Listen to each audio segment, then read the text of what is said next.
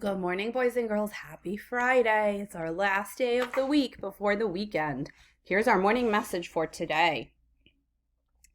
It says, for 24/20, dear class, comma, good morning. Today is Friday, comma, April 24th, comma, 2020. You will learn about time today. What compound words did you find? Love, comma, your teachers. So today we talked about some of the compound words we found yesterday. Let's see, I heard words like nightlight, flashlight, bookshelf, bookcase, dollhouse. Let's see, I heard dishwasher. We had lots of good compound words. I hope you have a great day today. Today you'll be learning about time in math, and then you'll be working on your animal writing as well and also your reading. So have a great day and a great weekend. See you later, boys and girls.